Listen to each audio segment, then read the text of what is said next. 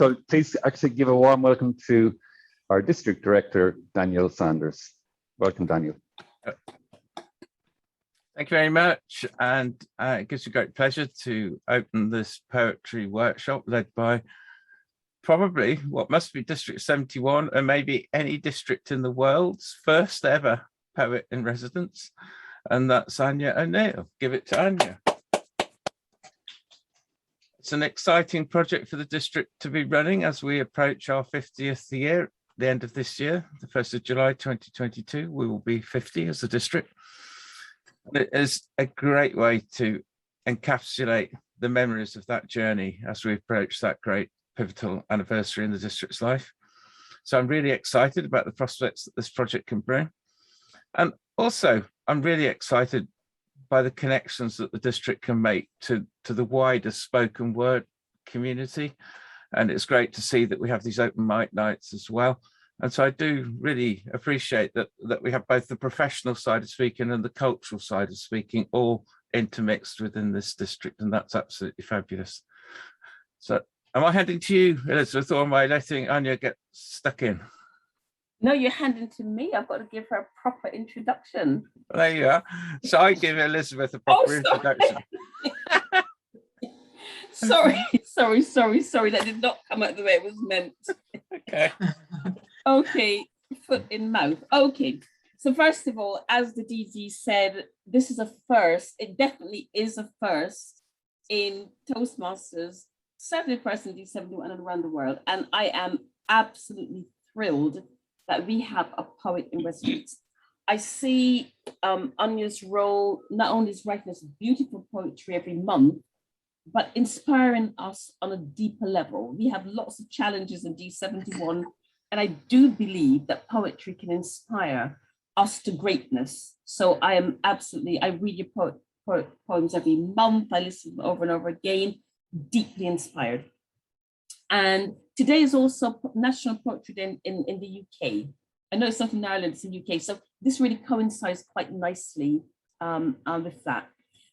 The DD mentioned the open mic nights, and it's wonderful to see, Patricia, Michelle, Paul, so some of the faces who come along to that. I'm proud to say I went to the first one, and I don't think I've missed one. I've been late, I think, and it's a superb, it's melding of the beauty of language. I think it is perfect. So tonight, I'm just absolutely thrilled, Aine, to welcome you and to hand over to you now to run our very first unique, creative, delightful poetry workshop. So let's give a round of applause before we even start. Well done, Aine.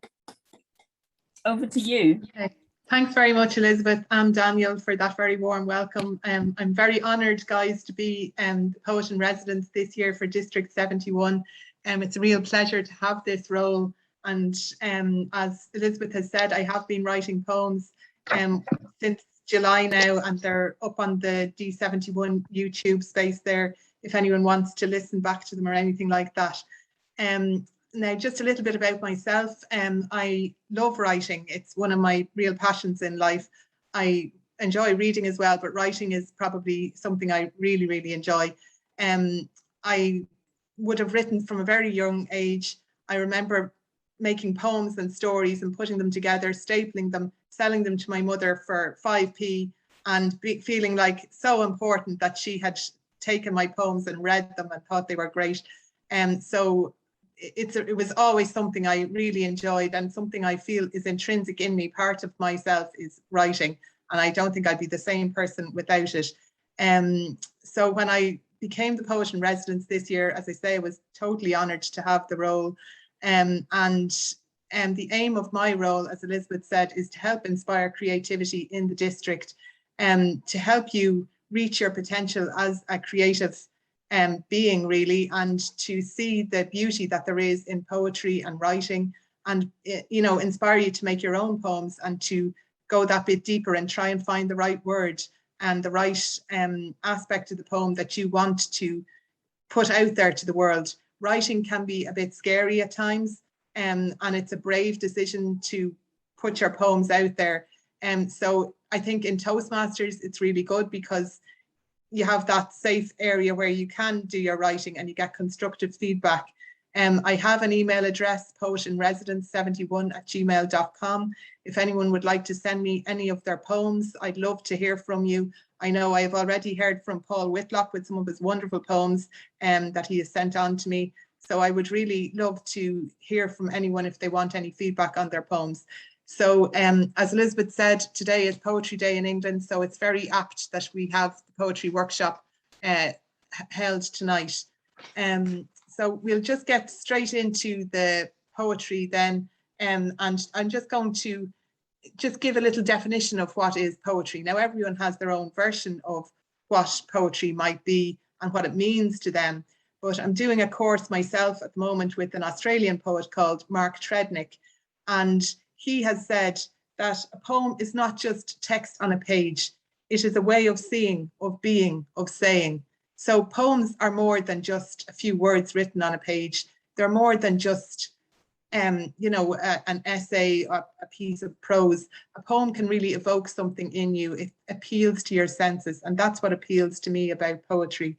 Poetry is what happens, Mark says, when we ask more of language, because poems by nature are quite short. The lines will be short, and the poem itself is generally, you know, it will definitely be shorter than a novel and certainly a short story even. So you have to put a lot of effort and time and commitment into it and invest in yourself, which is what you are all doing here tonight in your own creativity, which is really great to see. So I'm delighted that you've put that effort into coming tonight, and you're, you know, putting aside the time to write your own poems and become as creative as you possibly can. Now, before we get into the actual writing and the steps to making a poem and writing a poetry, I want you to just take out your pen and paper, and we're going to do a bit of what's known as automatic writing, okay? So I just want you to write whatever comes into your head, okay, for a minute or two. So whatever you want to write about, just write about it. You know, it doesn't have to be Shakespeare or anything like that. Just write whatever you want. If you can't think what to write about, just say, I cannot think what to write about. This is purely just to get your creative juices flowing, to get your mind working, get the muscles going in your head. Okay, so we're all just going to now write down whatever comes into our heads for a minute or two. We'll do that till 7:10, okay? So just a few minutes automatic writing, this is called, just to get you into the zone. So work away on that. Okay, guys, so that's your automatic writing done there, just to get yourself warmed up, okay? Get your mind going, get the creative juices flowing, okay? So hopefully that's just got your hands warmed up, if nothing else, and a bit of, you know, creative juices flowing to the brain, okay? So the next thing, the first real step with writing anything, really, for me anyway, is building up courage, okay? It's not just finding the inspiration, finding that particular word or something that you want to say. It's building up courage, because as I say, writing can be quite a daunting task. You're putting yourself out there. You're maybe even laying bare your innermost thoughts. It, you know, depending on what you want to say, it can be quite, you know, it can be a fearful experience at times, even though it is very, you know, it can be very satisfying. So what I want you to do now is just, we're going to write a letter from our ordinary selves, okay? So that means your everyday working self, your whatever you do during the day self, okay? Dropping the kids to school, all those functions and chores that you do every single day of the week, going to the shops, that's your ordinary self. But your poet, your writer self is someone different altogether. It's embodied in you, okay? And did you ever hear the saying, someone said, I never knew she had it in her, you know, when they read your poem. I never knew they could do that. I never thought they could do that. That's because you're not really, you know, you're not showing that aspect of yourself, because there's multiple aspects to everybody. So this exercise of writing a letter from your ordinary everyday self to your poet self will get you in the mode of writing, get you into your poet self, that part of yourself that people may not know about, okay? So as I say, it can be a scary experience doing a bit of writing, and no one is going to see this letter. It's for your eyes only, okay? And I will refer you to a book by Stephen Fry, which is called The Ode Less Travelled. It's a really good book, and it's something I would recommend everyone to read if you have time, and if you're more interested in poetry. And Stephen will open the book and he says, I have a dark and dreadful secret. I write poetry. And he goes on then to explain how difficult it can be to get going at the writing and to open yourself up and make yourself nearly exposed to what others might think of your innermost thoughts. Okay, so I'll give you until just before 7:20 now, okay, to write a letter from your ordinary everyday self, who you are now, to your poet writer self. And I want you to write what you think of them. What do you think of your writer self, okay? The joy, the delight of writing. And also anything that frustrates you about writing, any annoyances. Sometimes you can't get it out, sometimes it won't come out, and sometimes you have to take a step back, let it stew a while. So anything like that, put it down in your letter, how you feel about your writer self. Now do try and be encouraging. A lot of the time we can be critical of ourselves or whatever, but just have a go at writing a letter now from your ordinary everyday self to your poet self, and ask and tell them how they make you feel, okay? So I'll give you 6 or 7 minutes on that.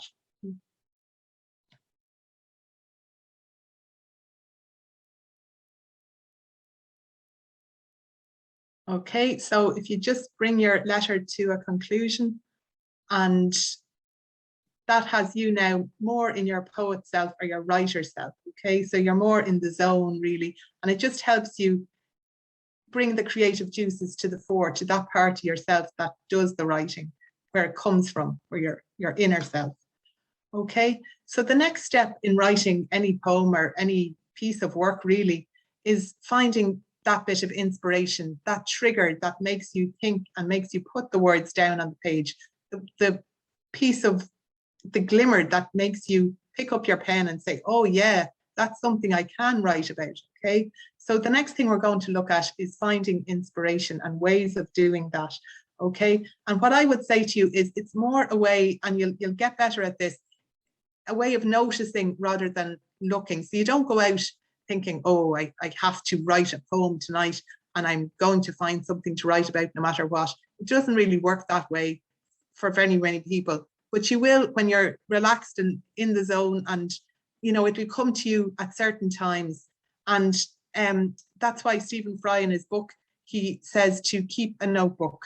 He has 3 pieces of advice actually. He says to keep a notebook, don't be afraid, and take your time, because it does take time to come, and it won't come all the time. It doesn't come on demand, you know. So the next thing we're going to look at is finding inspiration. And just before we get into that and looking at triggers and glimmers, I want you to look around the room you're in now, wherever you happen to be, and just write down 1 or 2 objects that you see that you might like to write about. So if there's an object you see that's near you, it could be, I have a glass in front of me, I have a book, there's a radio over there, tennis balls, you know, there could be different things that you might like to write about. So just scribble down a few of them and we'll leave that on the back burner to stew, okay? While we get going at inspiration and things like that, okay? So if you have a few of those things written down, just leave them, as I say, to one side, and maybe 3 or 4 objects, leave them to one side, and we'll come back to that in a minute, okay? But the next thing we're going to look at now is just finding inspiration. And this is where I want you guys to jump in, okay?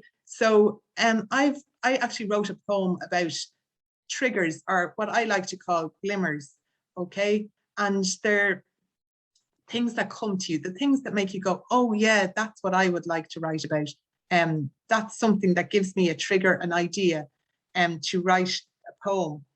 And so a lot of these now are things that just trigger. They could be auditory triggers, they could be visual ones, they could be sounds. A lot of them are, I'm quite an auditory person. I like listening to the radio better than the telly. So, but some people love visual prompts as well.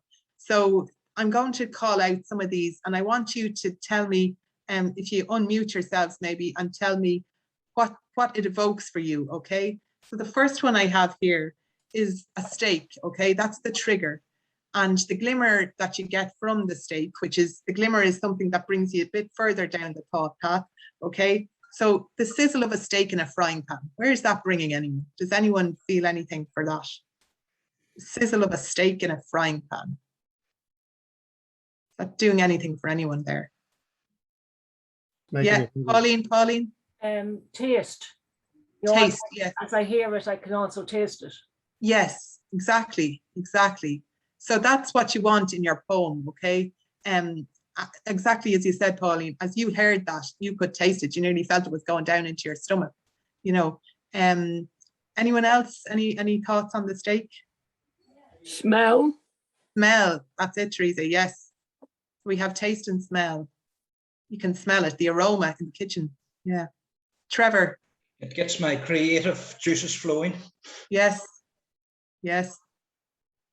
So it's visually having an effect on you and gets mine going as well. Anyone else? Well, I went off on a tangent because I had a wooden steak and I was thinking about a vampire and a splinter. Well, you see, all that can happen. You know, this is the beauty of it. And that's where you have your trigger, and the glimmer is where it brings you, you know. So anything can happen once you get your initial trigger. So anyone else on the steak? Can you hear me there? Pat, is it? Yeah. Hiya, Pat. It actually reminds me of when I was a child, and when my father would come home from work and he'd be eating steak and he'd cut off little bits and give them to me. That brings me right back. So there you have a lovely Yeah. memory just from the steak and the sizzle of the steak in the frying pan. So we have taste, we have aroma, and we have the creative juices, a memory of your father. And Daniel, it brought you totally to somewhere totally different altogether, which is great and it's absolutely perfect. Okay, so the next one I have then, a passing train gone in a flash. Do you ever hear that at nighttime when you're maybe even in bed, half asleep, and you hear the train? I don't even live that near a train station, but I can still hear the train going by because it's also dead at night. But it always makes me feel like there's life out there, that we're connected in some way. And that's how the passing train gone in a flash. So is that doing anything for anyone? A journey, yes, journey. Journey, yes. Who said a Somewhere. journey? Oh, Elizabeth, yes. Journey, yes. Yeah. It rumbles past. It rumbles Yes. past the window. Yeah. Rumbles, that's a great word, and you could use that in a poem. It's a really Yeah. good word because it you know, it gives a sense of the pace of the thing, you know, so it's really good. Anyone else? I used to live, and there was a railway track at the bottom of my garden, and the train was always at a certain time in the morning, and I used to think of all the commuters, where they were going, and then Yeah. the cargo train that used to go, and it used to set this husky off howling, and it was that particular train had a special noise that set him off. So I was always listening for the trains and wondering what all the people Yeah. I live in Dublin, and on Dublin bus they have an ad saying you never know who's on your bus. And when I see that ad, I always think, my God, who's on the bus with me? You know, like, so you don't know who's on the train, where they're going, what they're doing, but we're all together on the train, you know, and there's a bond. Daniel. Trains connect me to my grandparents' homes, both of them. One in Spain had the raisin train trundling through the vineyards every morning, and the other one had the trains of the coalfields of Leicester rumbling through the night. So you had trundling and rumbling there. You see, they're two words, great words you could use in a poem, you know, and going through the night, and it brings you back to your grandparents again, like Pat brought him, the steak brought him back to his father. Trevor, did you want to say something? Yes, I think trains make me feel emotional. It's you're thinking of the sadness of somebody leaving somewhere, or the joy of somebody arriving somewhere. So it's the rising and departure. Yeah. So departures and arrivals, you know, it's really good. Yeah. Paul. Trains take me to the Big Smoke from Limerick. The Big Smoke is Dublin. Yeah. So that's they take me in a carriage which has got these huge big sides to it, or seats, sofa that got a big sides to it. Yeah. the real old stuff. My father used to talk about going to the big smoke. The big smoke. And yeah, so that's the capital really, Dublin in our, yeah, so that's great. Yeah. So again, a memory. Patricia, did you want to say something? Thanks, Anya. Yeah, it actually had two memories for me. We had very close friends when I was a child, and they lived near the railway station. So a bit like Roz, you could, when you were in the garden playing, you could hear the trains passing and the calls for the train. And we used to call them the railway children just because I loved that book. And yeah. second one is when the train comes from into Cork, it stops just outside Blackpool for a while just to let the other train pass. And I work near Blackpool. And what I didn't realize until my colleague pointed it out to me a few weeks ago is if I'm in the office looking out the window and that train stops, I always wave. And I never realized I did that, but I always give the train a wave if it stopped, because I think of when I'm stopped on that train, and I never realized I did that. So yeah, obviously I was absent-mindedly doing it. Yeah, so there's that sense of connection with the train, you know. Daniel, sorry, go ahead. I got a couple of funny ones here.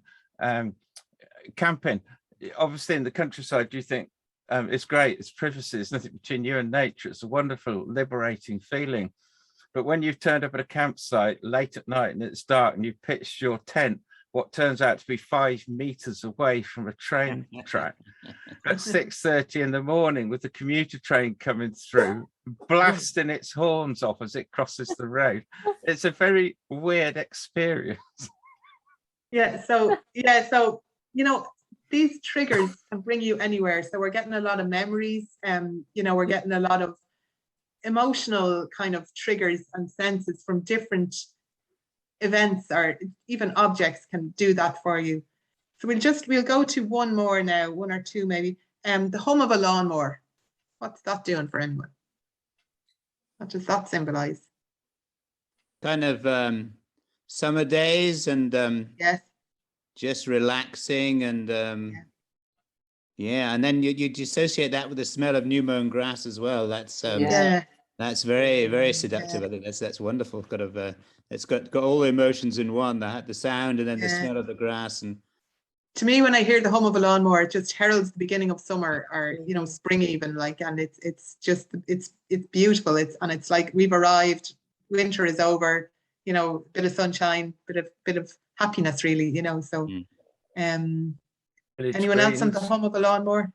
Village greens, cricket pitches. Yes, yeah. I live very near a cricket club, and we often hear the clock of the cricket bat during the summer. So that's another sound, a bit like the hum of the lawnmower. So so they're just a few triggers for you. So you can see you have your initial trigger, the hum of the lawnmower, the sizzle of the steak, and it brings you somewhere. It takes you somewhere. And our brains act with interconnectivity, with electricity, really. And they're, it's like a spider's web where they interconnect. So it can really bring you anywhere, like brought Daniel different places to the original trigger, so it can literally bring you anywhere. That's the beauty and the magic of creativity, that you can start with something totally banal, something totally nondescript, and make it into something absolutely wonderful. So so that's about finding inspiration. Okay, so we've got a lot to work with there. And the next thing I want you to do, we're going to start getting writing, okay? So now I just want to show you, I'll show you two, we're going to write about our objects, okay? The ones that we wrote down before and we let stew in our heads. We're going to pick one of those, and we're going to write a little poem about that now in a minute. Now I did write a poem myself, and I've written 2 poems that I'm going to show you here tonight, and another poem by a creative writing teacher called Pat Boren. Now, the poems, generally, when you write your poem, I want you to try doing it in whatever style you like. And if you don't have a style, if you're only a beginner, okay, you can write in rhyming couplets or freestyle, okay? So that's just a little loose direction I'm giving you. You can write whatever way you want. Make sure it's short sentences. They'll be long to begin with. You can cut them down. But if you can write the way I do it is rhyming couplets, where the 2nd and the 4th line rhyme, or you can have free verse where nothing rhymes. It just means something and you've used evocative words. Okay, so the choice is yours, or you can do it whatever way suits you that you know how to do. Okay. And again, with all the poems generally that I have here tonight, there's a message at the end of them. Okay. So we're writing about an object. Okay. I wrote a poem about a thesaurus. You know, it's a book, you know, it has words in it. Or you could write about a piece of glass. What does it mean really? But it might have significance for you. And that's what you're bringing out in your poem. You put a message at the end of the poem generally. Okay. So you start off with the description and you put a message at the end. So I'm just going to share with you now my poem, The Glimmer, which is just a collection of those inspirations that we had before. And then we'll get into the other poems, and then we get writing our own poems. Okay, so I'm just going to share my poems there for a minute. Okay, so this is The Glimmer. Okay, so I'll just read it there quickly to you, okay? So it's called The Glimmer, and this is a collection of glimmers and inspirations. It's the first light that flickers on a sunrise afar, the twinkling on a black sky of the faintest of stars, the reflection of the water in a puddle on muddy ground, the slant of the rain as each drop pelts with sound. When the dog pricks his ears and senses you are home, when a room weighed with silence is lifted by the phone. It's the roar of the crowd when their team has the ball, when the ref goes to Hawkeye, when grown men start to bawl. The nod of a neighbour whose name you don't know, who has opened the door for a friendship to grow. The thud of the post on a mat in the hall, when you thought all was lost, but in the end got the call. When the battery in the torch is about to give out, when the wick of the candle spills wax from its spout, there is always a spark when the fire goes tame. Just whisper to it gently to fan its tiny flame. Okay, so that's my poem. And I've put a message, as I say, at the end of it. Okay, and I have the rhyming couplets. You don't have to do it that way, but it's just a way you can do it. Okay, and I'm just going to show you one more now, which is Pat Boran's poem, The Penknife. He wrote about his object, okay, which was a penknife. Again, he has a message at the start, at the end, and he describes it at the start. So he says, still smelling of oranges after years in this drawer. He locates it then among buttons, paper clips, envelopes, old specs, a present from you, designed to sever. It's the one thing that somehow connects. So the poem, again, brings it back to humanity again. The penknife wasn't just an object, it was a present. And he describes it, he gives us things we can work with for us to sense it as well, okay? So that's just a little idea for you to work with, okay? So you describe your object, and then you have a message at the end. Okay, so I want you now to just try writing 2 verses of a poem, as much as you can, okay? And pick whatever style you like about your object. Think, what does the object do for you? What is its function?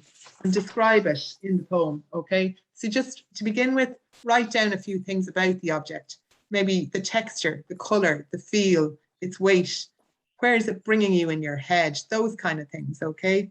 And try to capture it in words.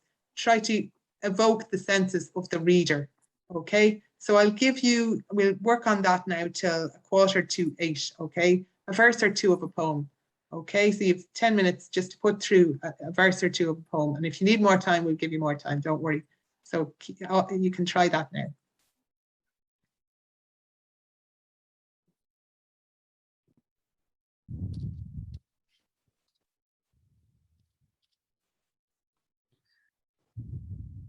Okay, guys, so we'll just hold that for just a minute. And I hope you got some of your verse down anyway. And don't worry if it's not perfect. It's not supposed to be at this stage. It's just a rough draft, okay, of your poem. So we're going to have just a little break now, okay, for 5 minutes or so to get yourself a drink of water or just have a little break from the writing. And we'll come back and we'll look at the guts of your poem, whatever you've written now, okay? So you can have a break at until 7:50, okay? So I'll see you all back here now at 7:50, okay? Thanks, everyone. With, you know, if you're not that I've written a novel, but if you're trying to write a novel or a short story, it can be very hard. And the shorter it is, the harder it can be, because, you know, you're putting more effort and time into it. You're investing more effort into each word.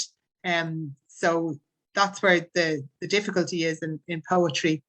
But you have to start somewhere, and the best thing is to just write down what you can of the poem, and then you can work with that and you can mold it and make it, you know, into a shape that you want it to be.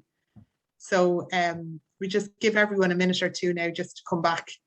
And then what we're going to do is go into breakout rooms, and you're just going to share. You may not want to share your poem with the other person in your breakout rooms or the other few people, but you can just share your object, what you have picked as an object to write about, and you can tell them why you picked it.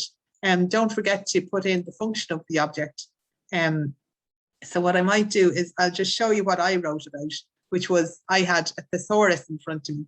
So I had this book, the Little Oxford Thesaurus, which I find a great book altogether. And if you're writing poems regularly, that can really help you. A thesaurus or a rhyming dictionary, they can really help you. Or even if you're looking for a word that rhymes, if you just type it into Google, what rhymes with subside.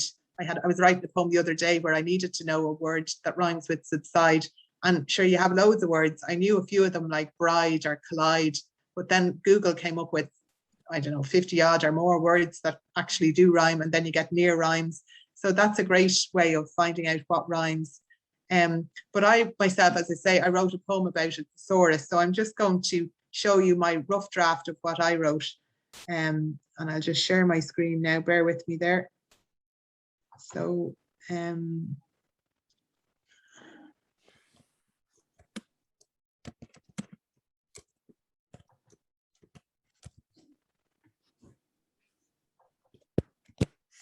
that's the penknife poem. So again, it's worth looking at that one.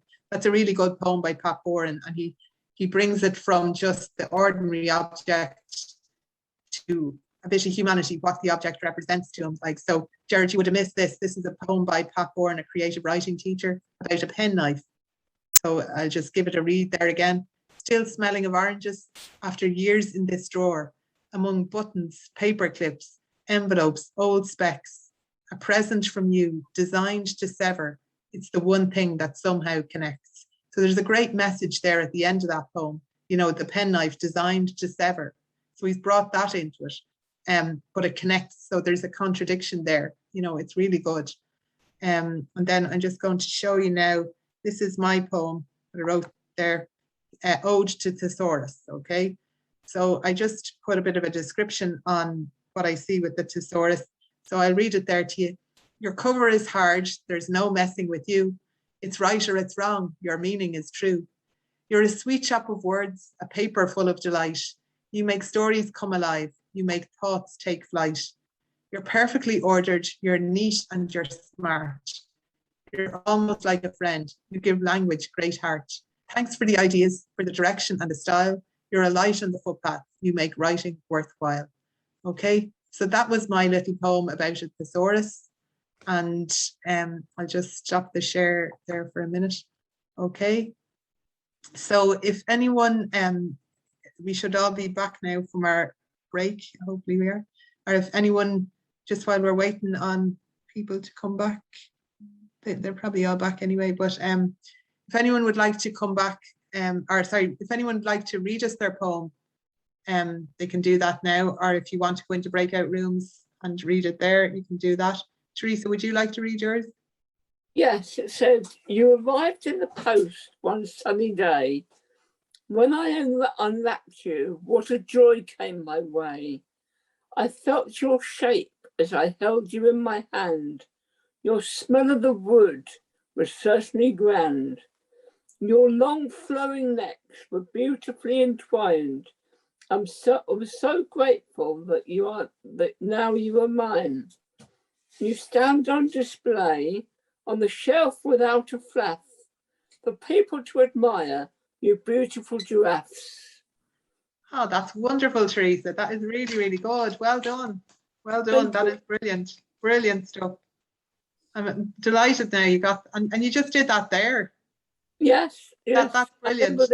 I remember this because I remember opening it and looking at it and feeling it and smelling it when in the woods. Yeah, and that's then in my exactly. display cabinet.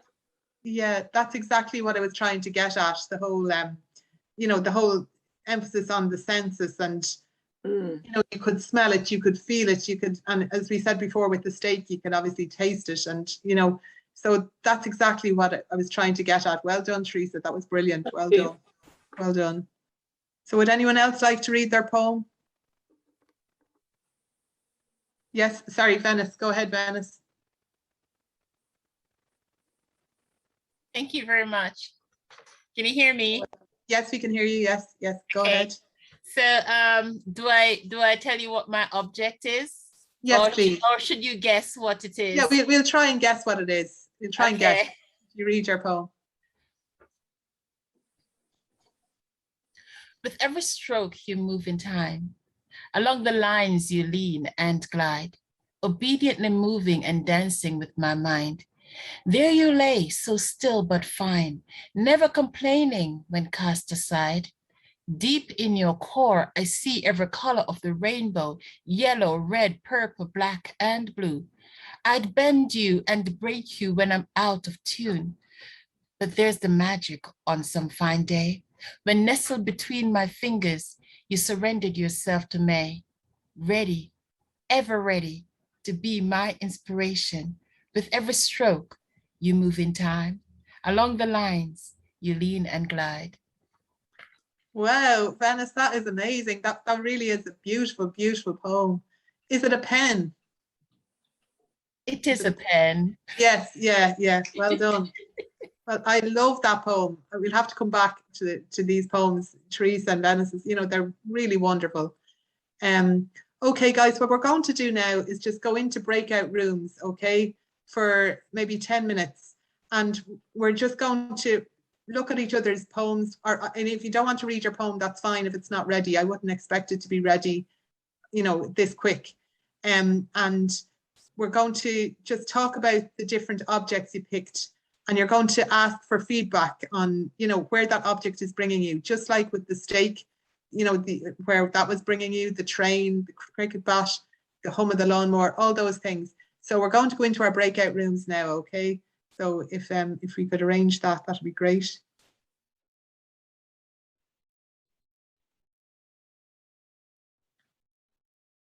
Okay, guys, so well done. I visited 2 of the breakout rooms and I heard some really wonderful poems. I'm just astounded at how people with 10, 15 minutes max put together such wonderful poems. I mean, it's just amazing. Would anyone else like to read their poem to the whole group if they want, only if you want?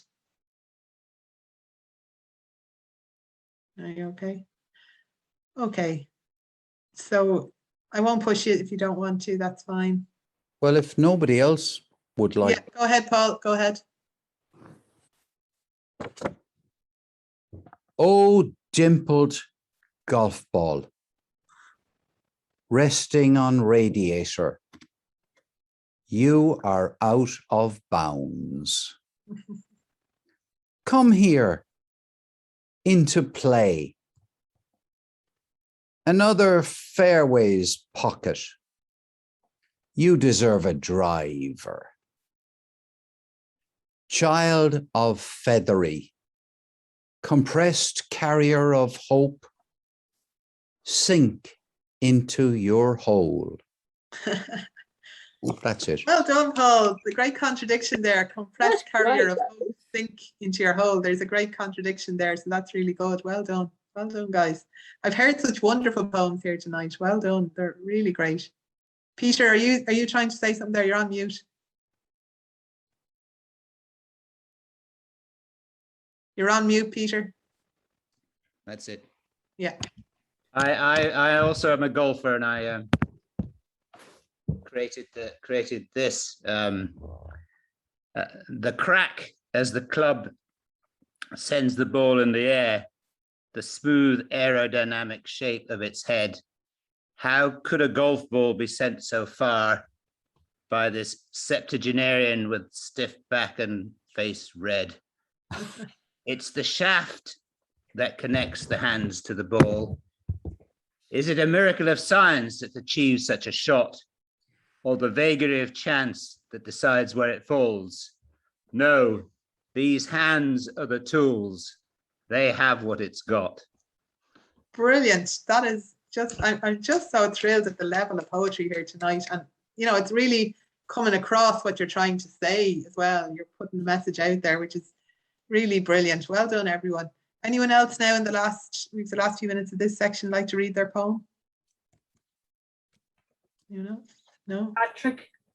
Patrick? Yeah, I'll go for a chat. Yeah, go Pat. There's a rocking chair in my room. That's why I wrote about this. Right. So it sits alone on the floor with an obvious attraction. It doesn't take long for it to spring into action. Its proud brown frame has been here for many years. It's seen lots of football, comedy, and plenty of tears. It's provided enjoyment and comfort for young and old. Its silent voice would surely have stories to be told. It's aging gracefully and showing the odd tear. Beware users, please treat with respect and care. Well done, Pat. That is brilliant. I love the way you said it's silent voice, because a lot of these, you know, all these things are inanimate, like they don't talk to us, but they kind of speak to us in other ways, you know, and you know, obviously it would have heard a lot as well, like you can talk like that about a tree, you know, a lot of people huddle under a tree, and if the tree could speak, it would tell us everything about life and living. But now, anyone else like to read their poem before we move on? No? Okay. So I'm just going to do a quick few minutes on just different words we could use to describe things, okay? So it's just to get more into the poetic way of language. So we've all written a poem, and now when we finish this session, you know, we're going to be editing our poem and looking at it and seeing, is there any better way of expressing what we've already put down on words? And maybe there isn't. Sometimes what comes out first is the best thing, but it isn't always, you know, not every line. It's very rare that you'd get a poem that just, you know, comes out of you perfectly formed. In fact, I don't think I've ever done that. But you know, so if I said a sentence, we're going to look at sentences and see, is there any better way of saying them? So if I said, I'll give you an example. If I said a sentence, I put out the fire, okay? We all know what I mean. The fire has gone out, it's extinguished, it's gone, no longer alive. But it depends on the context I'm saying it in, you know, what way I want to get that message across to my reader. So if I'm writing a love poem and I say I put out the fire, everyone will think you just went to the grate and, you know, got rid of the fire. But they're not going to think of your love for this person that's gone out, or that, you know, somebody, you know, you're no longer with this person. So if you say that the flame of our love was quenched, or the flame was quenched, that really evokes it a lot more, you know, the words you use. So the flame and the quench. Or if there is a name of a book by Alice Taylor called I Quenched the Lamp. So, you know, that evokes more feelings of country and country living. So your words have to be chosen very carefully, because each word has a connotation. And that's where something like a thesaurus comes in very handy. You know, if I look up a word, like if I'm just looking here now for any kind of word that we could relate to. Okay, so I have the word hope. Okay. So you know, hope can be used in a religious context a lot, but it can also mean aspiration. Now that's a bigger, longer, more kind of nearly a scientific word, nearly in a way, aspiration. It's a posher way of saying it, you know. Desire. Now that can have a whole load of connotations, you know. Wish. So that could be, you know, that again, that brings anything, your wish to Santa, you know. Expectation, ambition, aim, plan, dream. Now, dream has a lot of connotations to it. So as you can see, every word will have connotations, okay? So that's just something to be mindful of when you're writing, the effect that your word is going to have on the reader, okay? And does it have the effect you want or you desire it to have? So think about all that, okay? So now the next thing we're going to do, and what I wanted to do before we kind of wrap up a bit, I'm going to make a birthday poem for Toastmasters, because as Daniel said, it's Toastmasters' birthday this month. I think Toastmasters was founded on the 22nd of October, 1924. And I want to make a poem, a collage of a poem. So if everybody could put in the chat now, if you can make a line for Toastmasters to say happy birthday in some shape or form. So whatever way you want to say it, happy birthday, dear Toastmasters, a line or two about Toastmasters that you would like to say to them for their birthday, okay? And then I will put the poem together as a collage, okay? So I would like that if you could put that in the chat now, if you could think of something to say, a line or two for Toastmasters for their birthday, okay? So maybe write it on your pad, and then if you can't think of anything, don't worry. If somebody can think of something, just put it in the chat, okay? So, and make sure it's chat to everyone, not just to me. Okay, so if you can't think of anything straight off, don't worry. I'll put my email address in here, okay? And you can email me with whatever you think of, because it does take time, especially if I'm just asking you for one line or two lines, okay? So there's another few. There we are. Great stuff, guys. It's coming in thick and fast now. That's brilliant. Okay, so we have a lot. So if anyone wants to email me again, my email address is poetinresidence71@gmail.com. Well, there's Brian Murphy, nearly 100 years of toasting and tomes. Here's to another 100 of speeches and poems. Well done, Brian. That's brilliant. Let us celebrate the inspiration, the hope. Well done, Trevor. Together we celebrate, separate, we falter. Well done, Teresa. A toast to you, bringing us together forever. Very good, Raz. You gave us words and honed their power. Exactly, Anisha, yes. And Paul, 97 ledge, 97 sport, 97 love of my life. Well done, brilliant. Well done. These are brilliant, guys. Really good. You see, you know, the creativity can come once we get into the zone. Okay, so just before we wrap up now, guys, I want you, we're in our poet or writer selves now, but, you know, obviously we're all one being, like our individual people, and we have our writer self in us, okay? So I want you to write a little note or a short letter from your poet self back to your ordinary self, okay? Because you're going back into your ordinary self now, and you'll tap into your creativity every so often. So I want you, I'll give you just a few minutes, okay? To write from your poet self back to your ordinary self, okay? And your poet self, just to tell your ordinary self what you need from them and what you would like from them and how they make you feel, okay? I'm not going to be asking you anything about this. This is for your eyes only, okay? So that's just a little exercise for you, just to keep your creativity alive, okay? So I'll give you until we'll just spend 2 or 3 minutes on that now, okay? Okay, so we'll just round off our letters then now to ourselves. And that kind of is bringing us towards the end of our workshop, and I'm going to hand over in a few seconds now to Daniel Saunders to round us off, and then he'll hand over to Anita.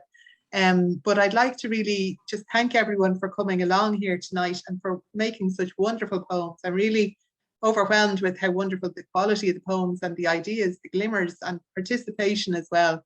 You know, everyone getting involved and coming up with their ideas. It was really great and well done. Thank you for coming along and, you know, getting so involved. And as Anita will tell us now in a few minutes, there is an open mic session on Saturday night where, you know, you can attend and say your poem. I'd also like if you could email me your poem, your finished product, that would be really great. And, you know, it's my email address is there in the chat, poetinresidence71@gmail.com. So it's poetinresidence71@gmail.com. If you could email me your finished poem, okay? And also, as I say, you will have the chance to say it at the open mic night if you wish to come along on Saturday night.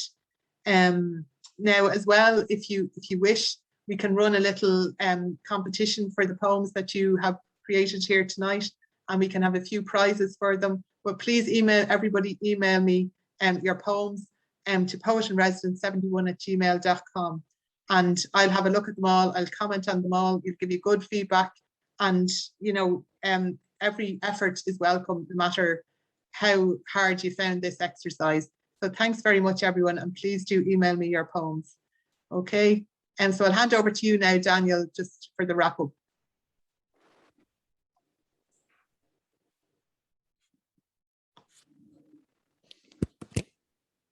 Thank you very much, Anya. Get the mic on. Now let's give Anya a great big round of applause, please. That was an excellent workshop.